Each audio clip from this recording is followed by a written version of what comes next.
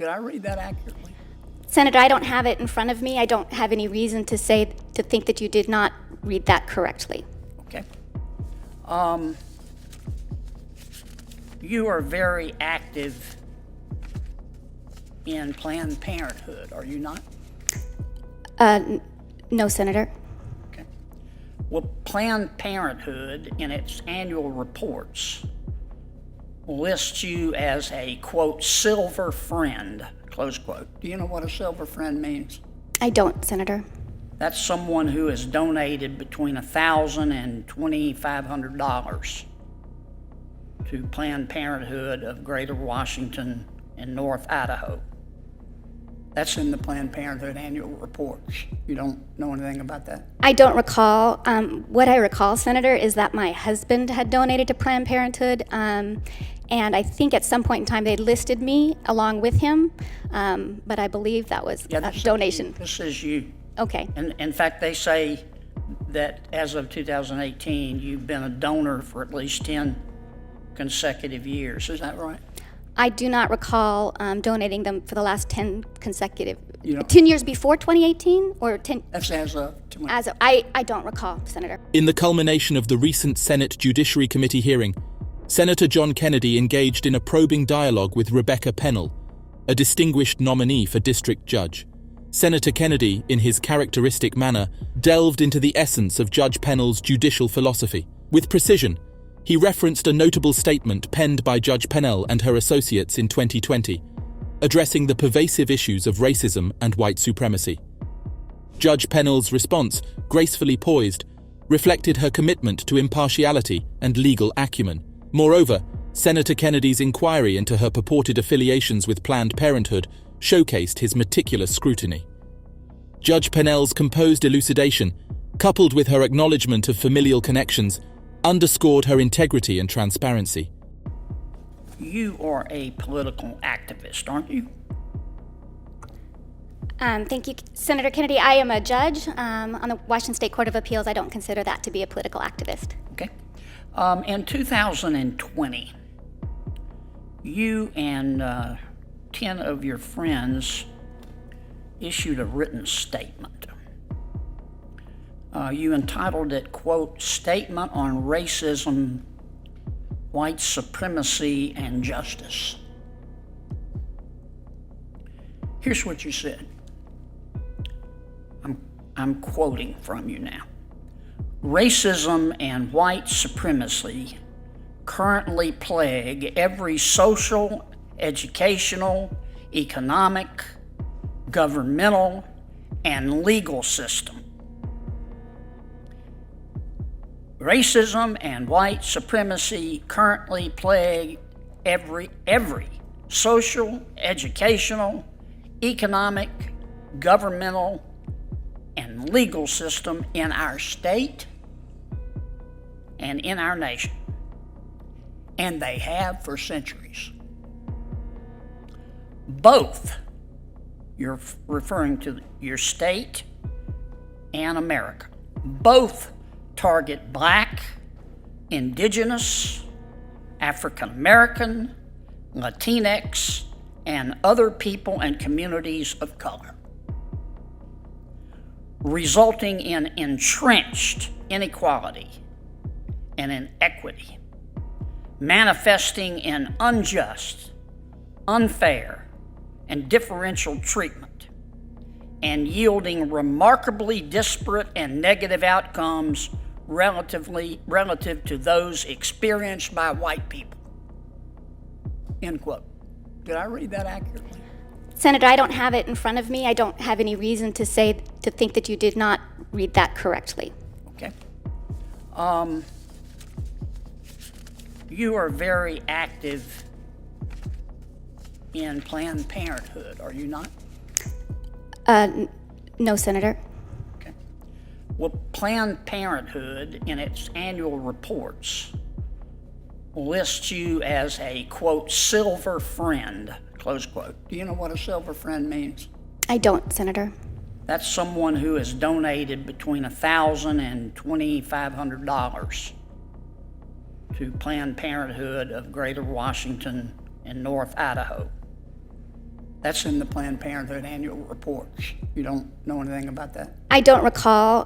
What I recall, Senator, is that my husband had donated to Planned Parenthood, and I think at some point in time they listed me along with him, but I believe that was... Senator Kennedy dives into Pennell's alleged long-term association with Planned Parenthood, citing records indicating her sustained donations.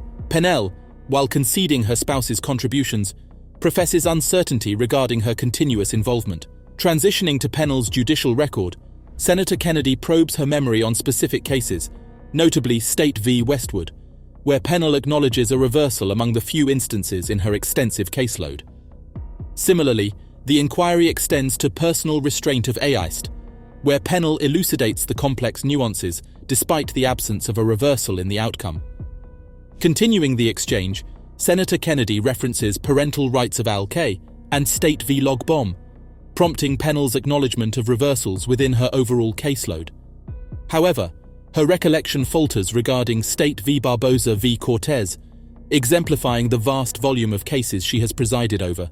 They say that as of 2018, you've been a donor for at least 10 consecutive years. Is that right? I do not recall donating them for the last 10 consecutive... You don't- 10 years before 2018? Or 10... That's as of... I don't recall, Senator. Okay, you don't remember. Okay, let me ask you, you're on the Court of Appeal, let me ask you about a few of your cases. Do you remember a case called State v. Westwood? I believe so, Senator. And you were reversed in that case, weren't you? Senator, in reviewing my cases, I think I've been reversed in about 2% of the cases that I've issued. I've issued almost... Were you reversed in that case, though? That was a very complicated case regarding sentencing But I'm law. going to run out of time, and I got a bunch of these. Okay. Were you reversed? That might have been one of the 2% of the cases. Were you I think so. reversed? I believe that was one of the 2% of cases, You remember Senator. a case called Personal Restraint of Aorist?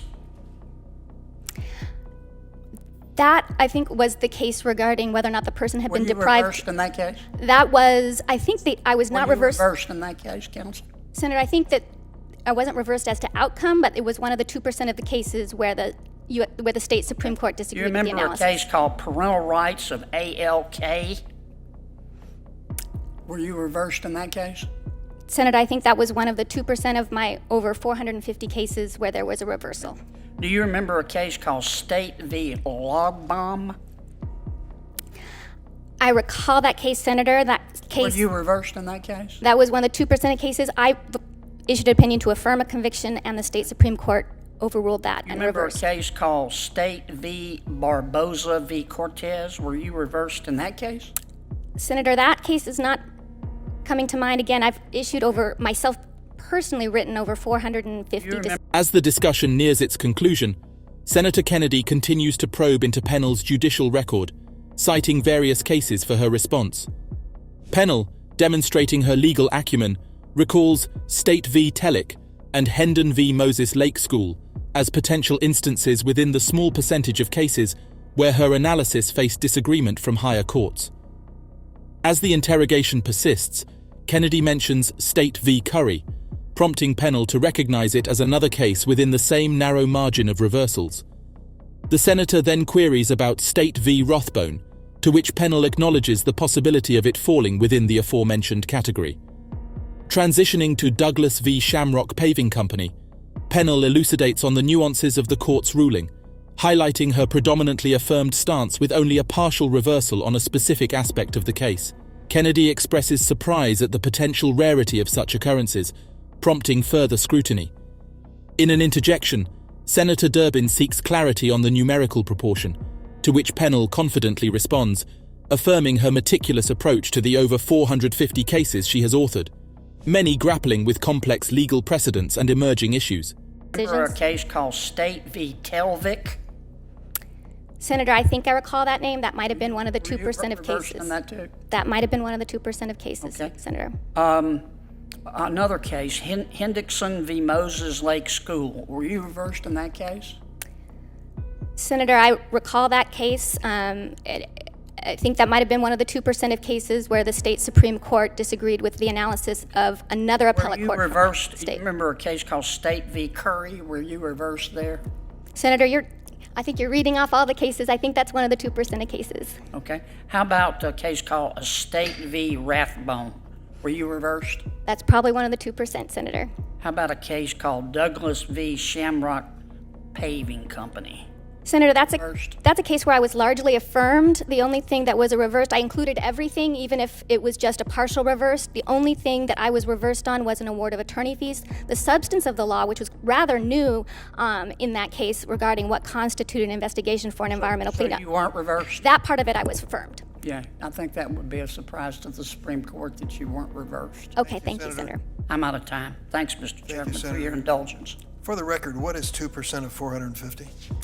I think it's about 11 cases, if memory serves, 11 to 12 cases of the cases that I've written, many of which are grappling with really novel issues. And so that's what happens. 11 out of 450?